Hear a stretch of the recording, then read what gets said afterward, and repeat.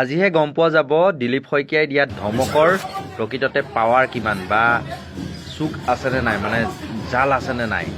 কিয়নো যি বাহজানী মণ্ডলৰ প্ৰেছিডেণ্টগৰাকী মিণ্টু তামুলী, তেওঁক যদি সভাপতি পদৰ পৰা বহিষ্কাৰ কৰে, তেতিয়াহ'লে জানিব পৰা যাব যে বিজেপিৰ আৰু উৎপাত বিজেপিত দেখিবলৈ নাপাব। পুৰণি বিজেপিক আঁকোৱালি ল'ব বা পুৰণি বিজেপিৰ ৰাজত্ব চলিব। আৰু যদিহে আঁতৰাব নোৱাৰিলে, তেওঁকে যদি বাহাল ৰাখে, তেতিয়া গম পাব এতিয়াও কিন্তু মাম্মা মেজিক বিজেপিত আছে আৰু চলি থাকিব। যি মিণ্টু তামুলীৰ কথা যিহেতু চৰ্চা চলিছে, আৰু এটা কথা উল্লেখ কৰি থওঁ, বাতৰিত পোৱা অনুসৰি তেওঁ এজন চৰকাৰী কৰ্মচাৰী হৈও কেনেকৈ মণ্ডল বিজেপিৰ সভাপতি হৈ আছে বুলিও এতিয়া একাংশই প্ৰশ্ন উত্থাপন কৰিছে।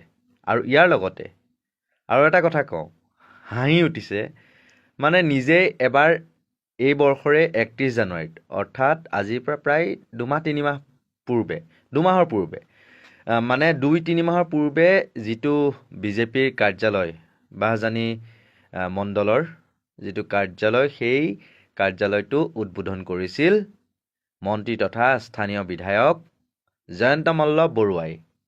আৰু সেই একেটা কাৰ্যালয়কে আকৌ অতি হাস্যকৰভাৱে কালিৰ দিনটোত, অৰ্থাৎ 15 এপ্ৰিলৰ দিনটোত মুখ্যমন্ত্ৰী আৰু সভাপতি দিলীপ শইকীয়াই উন্মোচন কৰিলে পুনৰ এবাৰ।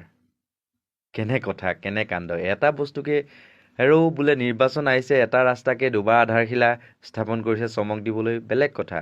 কিন্তু একেটা বিজেপিৰ কাৰ্যালয়কে 2-3বাৰ উদ্বোধন, সেইটো কেনে কথা, কেনে কাণ্ড মানে।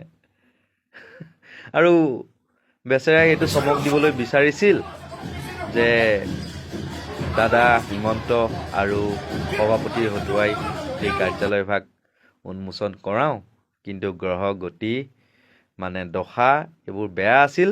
পহিলা বহাগৰ দিনটোতেই ঘনিষ্ঠ মিণ্টু তামুলীৰ কাৰণে বিধায়ক জয়ন্ত মল্ল বৰুৱাইও একদম গালি শুনিলে ৰাজ্যিক বিজেপিৰ সভাপতি দিলীপ শইকীয়াৰ পৰা।